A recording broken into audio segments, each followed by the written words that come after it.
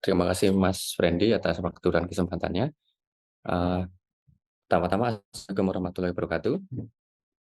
Sahabat BSI sekalian, pertama-tama marilah kita panjatkan puja dan puji syukur kita hanya kepada Allah Subhanahu wa Ta'ala yang masih memberikan kita semua banyak nikmat sehat, nikmat waktu luang, nikmat iman, dan nikmat Islam. Sehingga kita semua dapat berkumpul di acara BSI yang insya Allah mulia ini.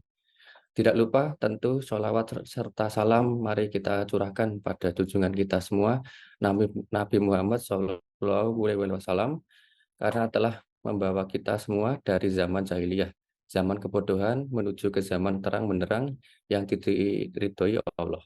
Seperti yang kita semua rasakan saat ini, semoga kita semua masuk dalam golongan yang menerima syafaatnya kelak di hari akhir nanti.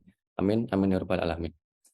Pada pagi hari yang cerah ini, izinkan saya untuk menyampaikan materi yang berkaitan dengan sholat sebagai tiang agama kita. Sebagai seorang muslim, tentu saja kita tahu bahwa sholat adalah kewajiban bagi seorang mukmin. Rasulullah bahkan pernah bersabda bahwa sholat adalah tiang agama. Tiang agama ini diibaratkan sebagai sebuah rumah atau bangunan.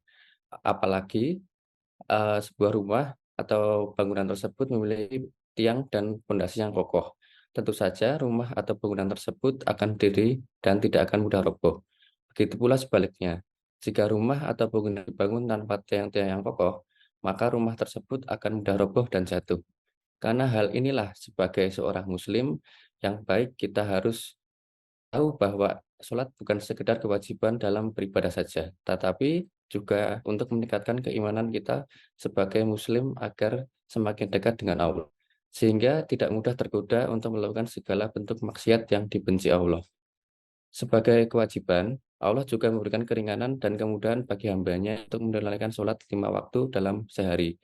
Jika seorang hamba dalam keadaan sakit dan tidak mampu untuk berdiri, maka diperbolehkan untuk melaksanakan sholat dalam keadaan duduk atau bahkan tidur, sesuai dengan ketentuan yang telah diatur dalam ilmu fikih. Rasulullah Shallallahu Alaihi Wasallam pernah bersabda bahwa jika manusia mengetahui pahala yang didapatkan ketika melaksanakan sholat zuhur dan asar, maka setiap manusia akan menandatangi dan melaksanakan kedua tersebut, meskipun mereka harus berjalan secara merangkak.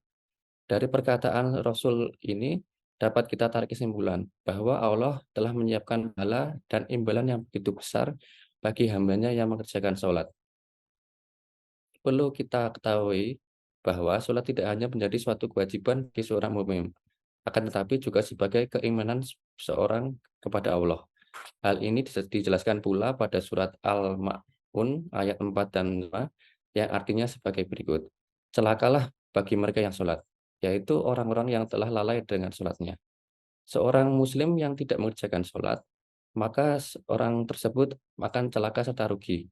Karena ketika seseorang melaksanakan sholat dengan baik, maka amalan-amalan yang lain pun akan ikut baik. Akan tetapi, jika sholatnya buruk, maka amalan yang lainnya pun akan ikut buruk juga. Sholat sebaiknya dilaksanakan tepat waktu dan tidak ditunda-tunda, serta dilakukan dengan khusyuk dan hikmat. Ketika sahabat visi sekalian telah mendengarkan lantunan kumandang azan, maka segeralah mengambil air wudhu dan datanglah ke masjid atau melaksanakan sholat di rumah.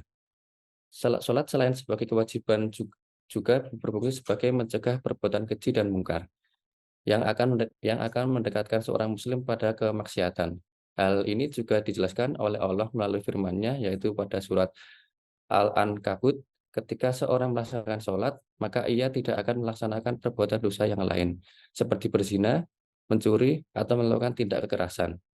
Terakhir, perlu sebagai diri saya sendiri dan sahabat bisnis sekalian, bahwa sholat adalah kewajiban yang harus dilaksanakan. Sebab dosa yang akan seorang dapatkan ketika melewatkan sholat adalah dosa yang paling besar, bahkan lebih besar dari melakukan zina. Demikian kultum singkat yang dapat saya sampaikan. Semoga materi yang saya sampaikan bisa menjadi pengingat bagi teman-teman dan diri saya sendiri untuk tetap istiqomah melaksanakan tepat waktu dalam sehari. Assalamualaikum warahmatullahi wabarakatuh.